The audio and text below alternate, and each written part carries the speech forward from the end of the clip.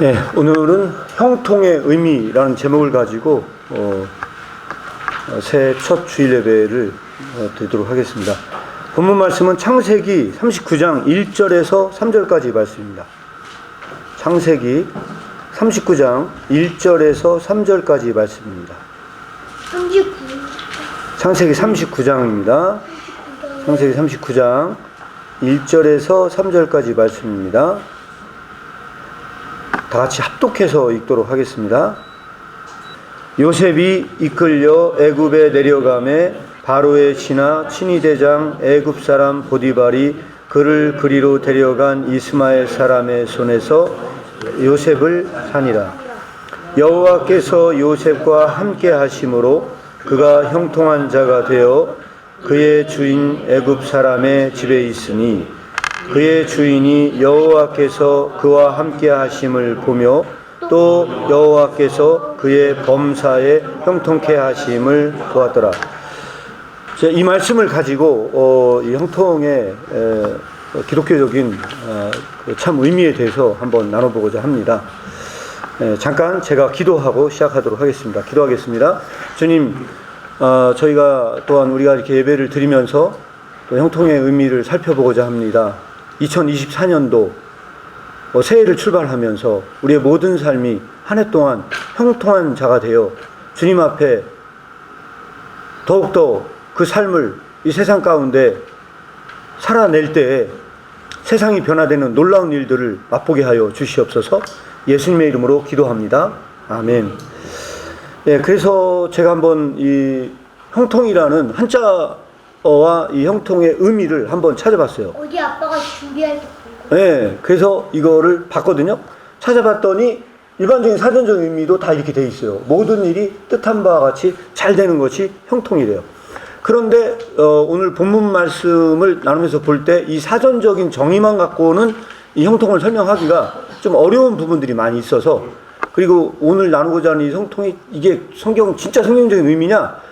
라고 물어본다면 정확하게 다 이거다라고 말할 수는 없을 것 같아요. 그럼에도 불구하고 오늘 본문이 전해주는 건 명확한 게 있다고 생각을 합니다. 그래서 그것을 나누고자 하는데, 먼저 이 형통의 의미를 나누기 전에 예레미야서 12장 1절 말씀 보니까 이렇게 나와 있습니다. 여호와께서 내가 주와 변론할 때에는 주께서 의로우시니이다. 그러나 내가 주께 질문하옵나니 악한 자의 길이 형통하며 반역한 자가 다 평안함은 무슨 까닭입니까? 자, 예레미야가요 질문을 던지고 있어요. 그 고향 사람들한테도 배척을 받고 11장에 보면 고향에서도 버림을 받고 뭐 수많은 어려운 일을 당해요. 그 어려운 일을 당하면서 이 예레미야가 던지는 질문이 바로 이거예요. 도대체 어떻게 이런 일이 벌어지느냐? 악한 자가 형통하고 반역자가 평안한데 도대체 하나님의 길을 가고 있는 나는 뭐냐? 나는 왜 이런 비극적인 삶을 살 수밖에 없느냐? 라고 하는 이 예레미야의 이 질문에 대한 대답이 될 수 있는 것이 저는 창세기 39장이라고 생각이 들어서 제가 이거를 일단 꺼내 들었습니다. 그래서 이런 말이 나오고요. 또 하나는 시편도 역시 마찬가지입니다. 그래서 시편도 굉장히 길게 제가 여기에다가 다 이거를 쓰긴 썼는데 뭐 안 좋은 일들이 많이 벌어지죠. 근데 3절에 보니까 이는 내가 악인의 형통함을 보고 오만한 자를 질투하였다. 자, 여기서 중요한 건 뭐냐면 이 시편을 쓴 사람은 악인의 형통함을 보고 오만한 자를 보고 질투를 했다고 나와요. 야, 나는 이게 뭐냐? 이렇게 악한 자가 잘 나가는데 이 뭐냐? 하고 이 3절은요, 오늘 나누고자 하는 이 치명적인 부분 중에 하나가 이렇게 해서 과연 정말 믿는 자가 형통할 수 있냐? 그리고 6절도 보니까 충격적인 얘기를 하죠. 그러므로 교만이 그들의 목걸이다. 교만은 그들의 목걸이고 강포. 이 강포가 영어로는 이게 다 폭력입니다. 폭력이 그들의 옷이다. 그러니까 이 사람들은 그렇게 하면서 믿는 자들 이렇게 힘들게 하는 이 나중에 혹시 시간이 되신다면 이 시편 73편을 한번 묵상해 보시면 이게 지금 뭘 말하고 있는가 나올 겁니다. 그래서 이 악인의 형통함을 보고서 질투했다 이런 말이 나오는데 잠언서에는 그럼 어떻게 나오냐? 잠언서 말씀을 보니까 이렇게 나와 있어요. 잠언서 24장 1절에 보니까 너는 악인의 형통함을 부러워하지 말라. 아까 전까지는 악인의 형통함을 질투했어요. 그런데 잠언서 14장 1절에는 악인의 형통함을 질투하지 마라. 그와 함께 있으려 하지도 말라. 너 다친다. 악인의 형통함 곁에 있지도 마라. 그래서 24장 19절도 역시 너는 행악자들로 말미암아 품을 품지 말며 악인의 형통함을 부러워하지 말라고 이야기가 나옵니다. 네, 그래서 이 말씀이 이렇게 지금 현재 나와 있고요. 그리고 이거는 지난번에 송영신 예배 때 읽었던 말씀이에요. 읽었던 말씀인데 다윗이 유언은 이게 죽을 날이 가까웠을 때 너는 힘써 대장부가 되라 하면서 여호와의 명령을 지켜 그 길로 행하라. 그 법률과 계명과 율례를 다 지켜 행하라. 그러면 이때 네가 어디 가든지 형통할 거다라고 얘기를 했어요. 그래서 율법과 계명과 이 하나님의 말씀을 지키는 형통은 악인의 형통과는 분명히 다르다. 이게 그런 형통은 분명히 아니기 때문에 이 형통이 분명히 다른 건데, 그래서 이 다른 것이 어떤 점에서 다른지를 더 명확하게 우리가 오늘 한번 파헤치고자 하는 것이 핵심적인 이야기입니다. 그래서 이렇게 말씀을 드릴 수 있겠고요. 꼭 여기에만 나오는 게 아니에요. 이 형통함은 또 우리가 성경에서 보면 여호수아서 당연히 1장 8절 말씀에도 이게 나옵니다. 그래서 이 율법책을 내 입에서 떠나지 말게 하며 주야로 그것을 묵상하여 그 가운데 기록된 대로 다 지켜 행하라. 그리하면 내 길이 평탄하게 될 것이라 내가 형통하리라. 이것도 역시 다윗의 유언의 얘기와 비슷한 말씀이에요. 그래서 이거를 영어로 암기하라고 나이나 한결이한테는 얘기를 했었어요. 혹시 암기한 게 기억이 나는지 모르겠어요. Do not let this book. 암기할 수 있는 사람. 자, Do not let this book. 시작!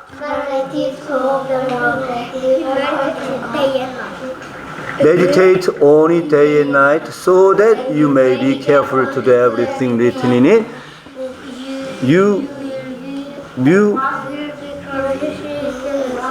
이게 영어가 좀 잘못 써놨죠. 예, you will be prosperous and successful. Then you will be, n이 빠졌어요.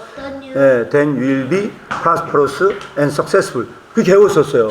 자, 그래서 우리가 이 말씀을 가지고 오늘 본문을 한번 묵상해 보고자 합니다. 그래서 이렇게 얘기했을 때 말씀으로 형통을 한다라고 하는 건요.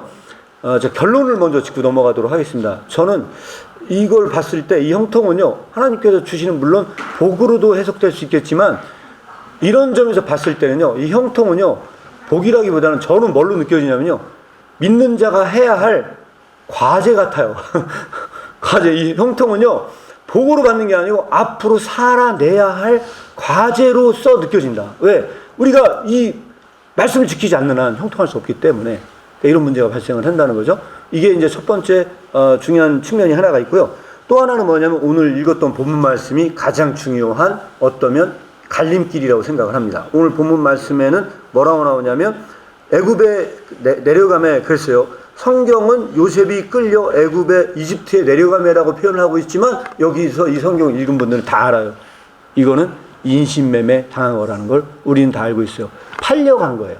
이거는 악인의 형통과 비교해 볼 때 이거는 형통한 거라고 읽을 수 없는 이야기가 되는 겁니다. 그래서 인신매매 당한 걸 형통이라고 말하면요, 예, 아마 맞을 수도 있어요. 인신매매 당한 사람한테 가가지고 너 형통한 거야 이렇게 얘기해 보세요. 뭐라고 말하겠어요? 장난하냐? 그렇게 얘기할 거예요. 그래서 이거는 중요한 건 뭐냐면 여기서 말하는 형통은 분명히 다르다. 그런데 2절에 보니까 여호와께서 요셉과 함께 하심으로 형통한 자가 되었다고 얘기가 나와요. 그래서 성경은요, 우리가 세속적으로 읽으면요, 요셉은 언제 형통했느냐 그러면요, 이집트의 총리가 됐을 때 형통했다고 말을 해야 될 것 같아요. 그런데 성경을 다 뒤집어 보시잖아요. 창세기에 요셉이 총리가 돼서 형통했다는 말은 단 한 구절도 등장하지 않습니다. 그러면 형통에 대한 이야기는 어디에서 가장 많이 나오냐? 39장에 형통에 대한 얘기가 나와요.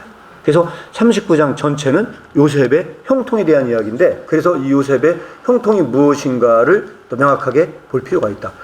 그리고 3절에도 역시 형통에 대한 이야기가 나오죠. 그래서 그 주인이 여호와께서 그와 함께 하심을 보며 또 여호와께서 그의 범사에 형통케 하심을 보았더라. 이렇게 나와 있습니다.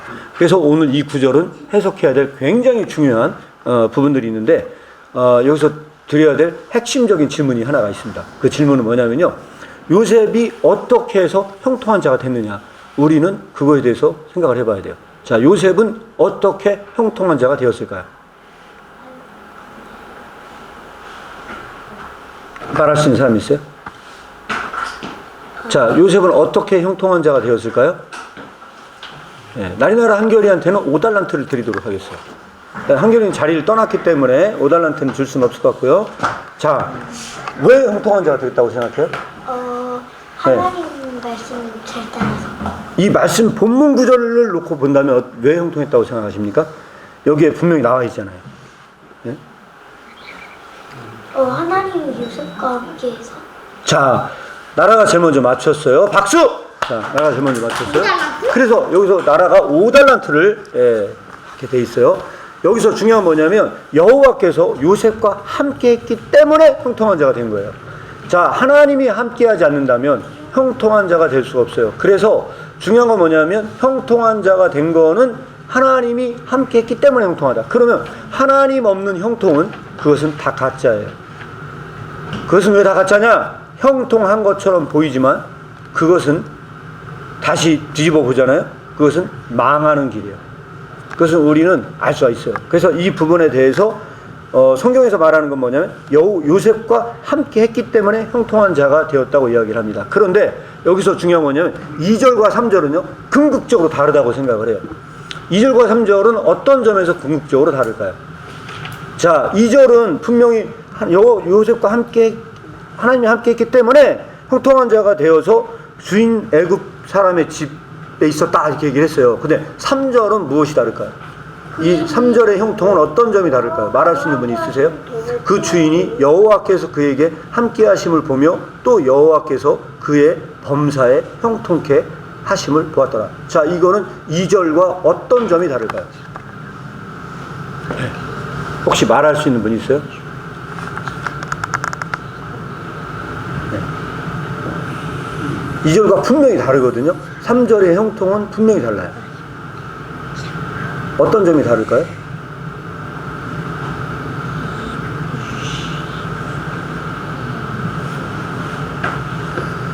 자, 다른 점을 말할 수 있는 사람, 나리나라 한개한테 5달란트를 드리도록 하겠어요. 네. 어떤 점이 다르죠? 혹시 성도님들 중에 다른 점이 뭐가 있다고 생각하십니까? 네. 뭐가 다르죠?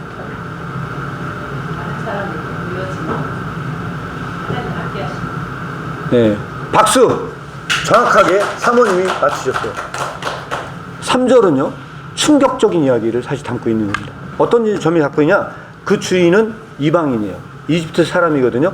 근데 주어가 이집트 사람인 그 이방인이 여호와께서 요셉과 함께 하는 것을 봤어요.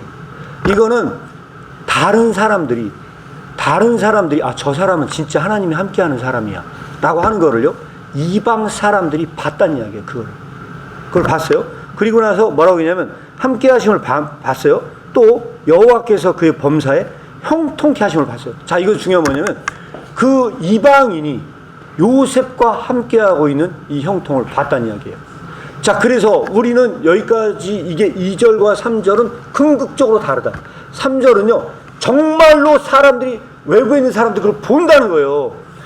야, 저 사람 진짜 하나님이 함께하는 사람이고 그래서 그가 형통했구나 라는 걸 봤다는 거거든요. 그래서 이게 악인의 형통과는 근본적으로 다른 것이다. 그럼 그가 뭘 봤을까요? 이방인이 본 그 형통은 무엇일까? 우리가 이거를 정의 내리면 오늘 우리가 이 말하고자 하는 형통을 한마디로 정의 내리고 갈 수가 있다. 그래서 이걸 정의 내리고 출발하려고 생각 중에 있습니다. 자, 이렇게 봤을 때 여기서 말하는 형통은 그냥 일이 잘 풀리고 잘 되는 것으로만 해석할 수 있는 것은 아니다. 세상에 아무리 잘 되는 일도 악한 일이 많아요. 악한 일이 많습니다. 근데 이거는 그런 일이 아니에요. 그래서 여기서 제가 결론을 짓고 가면 요 하나만 가지고 결론을 짓고 간다면요, 저는 제 나름대로 그냥 결론을 쳤어요. 결론을 짓고 간다면 여기서 성경에서 말하는 형통이란 그럼 뭐냐? 일이 잘 풀리고 안 풀리고를 떠나서 세상을 향한 영향력이다.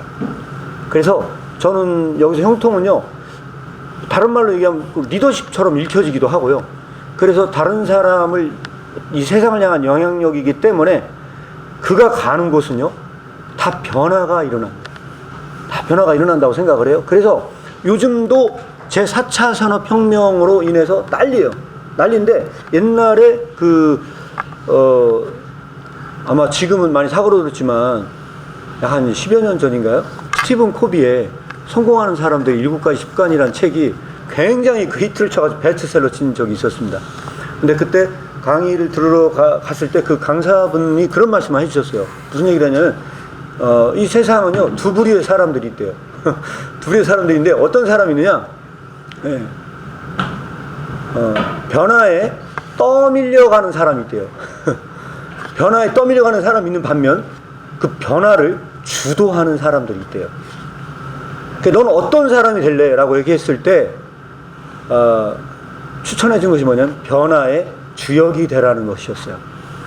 뭐 얘기하자면 굉장히 긴 얘기지만 그거하고도 이 얘기는 사실 일맥상통하는 저는 얘기라고 생각을 합니다. 왜냐하면 요셉은요, 변화를 주도했던 인물이고요, 그는 가는 곳마다 그 현장을 변화시키는 사람이었어요. 그런데 이 변화를 두려워하는 사람들은요, 과거에 그랬대요. 변화의 주역이 되지 못하고 대부분의 일반 사람들이 있잖아요. 이런 과학기술의 혁명이나 이런 게 오잖아요. 그럼 변화를 두려워한대요. 그래서 그걸 뭘로 이게 표현할 수 있느냐라고 하면요, 예전에 제가 수업 듣는데 그런 얘기를 하더라고요. 우리나라에 처음에 운송 수단을 담당했던 게 달구지 마차였대요. 그래서 소가 운송 수단을 맡아가지고 막 1960년대, 70년대 넘어가면서 소가 마차 끌고 다니면서 다 운송을 했대요. 근데 어느 날 트럭이 들어왔대요. 트럭이 들어왔는데 이 직업이 얼마나 대단한 직업이었냐면 그 당시에는 그게요, 기사였대요. 기사. 의사, 변호사, 기사. 이 사자 들어가는 게 이 직업이었대요. 그래가지고서 정말 이게 굉장히 저는 그 시대를 안 살아서 모르겠으나 그 시대는 하여튼 뭐 굉장히 고차원적이고 전문적인 기술의 직업이었대요. 그런데 그 트럭이 들어왔을 당시에 그 운송 수당을 담당했던 그 달구지 마차를 끌고 다녔던 사람들이요, 다 길에 앉아서 데모했대요. 우리는 뭐 먹고 사냐고 다 데모했대요. 데모를 했는데 아이러니하게도 그 옆에서는요, 트럭을 운전할 기사가 없어서 차가 그냥 서 있었대요. 네, 그 얘기를 하면서 이제 그런 얘기를 들었습니다. 그래서 어쨌든 시대는 변화해요. 이 변화하는데 이 세상에서도, 세속적인 세계에서도 그런 얘기를 합니다. 변화에 떠밀려가는 삶을 살지 말고 변화의 주역이 되라. 그래서 지금 작년 발로 챗 GPT 때문에 지금 난리인데요. 인터넷 볼 때마다 이걸 어떻게 수익화시키고 이 비즈니스 모델로 만들 거냐, 이게 지금 가장 큰 과제 중에 하나래요. 그래서 엊그제 오석환 선교사님이 소식을 전해왔는데 챗 GPT를 이용해서 책을 내셨대요. 그러니까 요즘은 이제 그런 시대가 됐어요. 책 내기도 너무 수월한 시대가 됐고요. 그래서 얼마 전에 뉴스 기사를 봤는데요, 요즘에 부쩍 소설 쓰는 그게요, 굉장히 많아졌대요. 이 문학작품이 나오는 수가 굉장히 많아졌대요. 왜 많아졌나 봤더니 이게 인공지능을 활용해가지고 글을 쓰는 사람들이 많아졌대요. 세상이 이제 그런 시대가 됐습니다. 뭐 여담으로 말씀을 드리는 거지만 어쨌든 요셉은요, 이런 점에서 우리가 읽을 수 있다. 그래서 요셉의 형통은 환경적인 거와는 전혀 다른 거다. 이거는 환경과는 아무 상관없이 가는 곳마다 그가 일으키는 영향력이나 이런 것으로 해석될 수 있는 것이 아니냐, 저는 여러분들에게 그렇게 제안을 드립니다. 그래서 이렇게 보고 나면요, 좀 달라지는 구절들이 있습니다. 어떤 거냐면요, 여기만 나오는 게 아니고 39장에 또 나오는 게 하나가 있어요. 어디냐면 39장 21절 이후에 나옵니다. 21절 이후에 보니까 여호와께, 이제 요 내용은 뭐냐면 다시 또 억울하게 옥살이를 하게 돼요. 자, 이 39장은 환경적으로 보면요, 안 좋은 일들만 벌어졌어요. 그러면 모든 일이 잘 풀어져 가는 것으로 해석을 한다면 요셉은 형통한 자가 아닙니다. 왜냐하면 그는 다시 또 억울하게 오기 갇힌 일을 당했기 때문이에요. 요셉이 대단한 점은 그런 하나님을 원망하지 않았다는 것이 훌륭한 점이에요. 대단한 거죠. 우리는 누구와 여기서 이 연관시켜서 생각해 볼 수 있냐? 저는 욥과 비교해 볼 수 있다고 생각을 해요. 욥은 안 좋은 일이 벌어졌을 때 원망했어요. 그럼에도 불구하고 하나님께서 원망한 욥이요 잘못된 행동을 했다고 말하는 것보다는 하나님을 더 영화롭겠다고 하는 그 뒤로 가면 결론이 좋은 결론으로 마무리하거든요. 근데 그것과 비교한다면요, 요셉은 원망하지도 않았죠. 그런 요셉은 옥에 갇혔을 때 21절 보니까 여호와께서 요셉과 함께 하심으로, 여기도 밑줄을 팍팍 그어야 될 지점들이 하나가 뭐냐면, 요셉이 하나님께서 요셉과 함께 했기 때문에, 요셉과 함께 했기 때문에 그에게 인자를 더하서 전옥에 은혜를 받게 했다. 자, 그러면 이거는 뭐하고도 이게 맞아 떨어지는 구절이냐라고 본다면요, 아브라함과도 이게 또 일맥상통하는 부분들이 있습니다. 우리가 지지난 시간에 아브라함에 대해서 나눴죠. 아브라함 때문에 복을 받는다. 결국은 뭐냐면 아브라함은 축복의 통로다. 아브라함이 복을 받는 게 아니고 아브라함 때문에 그와 함께한 사람들이 복을 받은 것처럼 21절에도 보니까 요셉과 함께 했기 때문에, 하나님께서 요셉과 함께 했기 때문에 그에게 인자를 더하사 그 옥 전체가 은혜를 받았다. 자, 그러면 이 옥에 은혜를 받게 한 당사자는 누구일까요? 바로 요셉이에요, 요셉. 그래서 이 22절에 보니까 전옥이 옥중 죄수를 다 요셉의 손에 맡겼어요. 가는 곳마다 요셉은 그 현장을 변화시켜요. 그리고 23절을 다 같이 한번 읽어보도록 하겠습니다. 시작. 전옥은 그의 손에 맡긴 것을 무엇이든지 돌아보지 아니하였으니 이는 여호와께서 요셉과 함께 하심이라. 여호와께서 그의 범사에 형통케 하셨더라. 자, 여기서 보면은, 그래서 여기서 뭐냐, 옥에서도 또한 요셉은 형통케 되었다는 것을 우리가 볼 수가 있습니다. 자, 여기까지 우리가 형통과 관련된 부분에 대해서 이 말씀을 나눴습니다.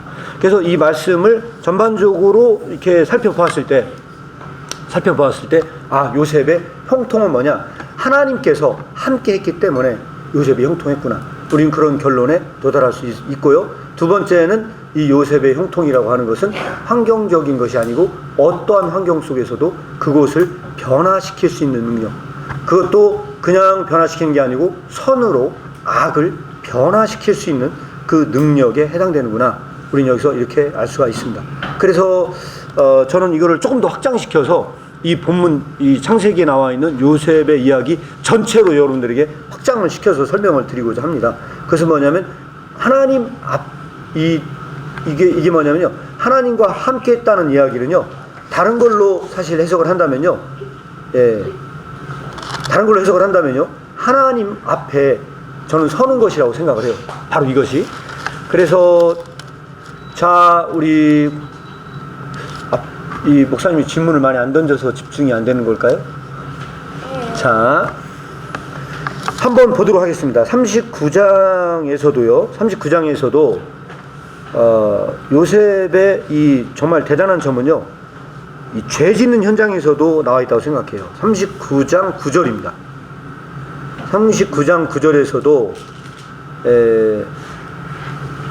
39장 9절에서 보면요, 그 아내가 유혹을 할 때, 이 집에는 나보다 큰 이가 없으며 주인이 아무것도 내게 금하지 아니하였어도 금한 것은 당신뿐이니 당신은 자기 아내입니다. 그런즉 내가 어찌 이 큰 악을 행하여 하나님께 득죄하리까. 그래서 여기서도 밑줄을 딱 봐야 될 게 하나님께라는 단어예요.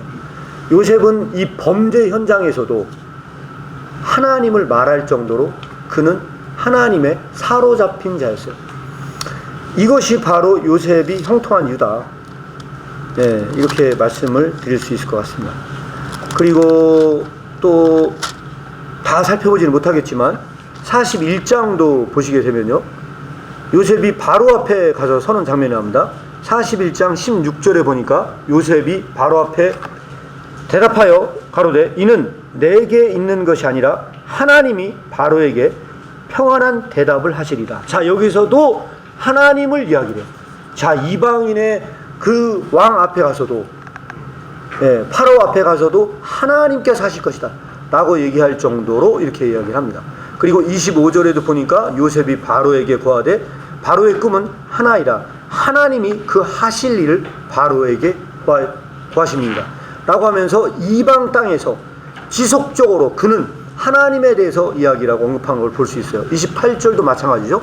내가 바로에게 구하기를 하나님이 그 하실 일로 바로에게 보이신다함이 이것입니다. 라고 하면서 이 하나님이라고 하는 용어만 제가 밑줄을 다 친 거예요. 밑줄을 치다 보니까 그런 결론에 도달해요. 그리고 오늘의 결론적인 이야기는 38절입니다.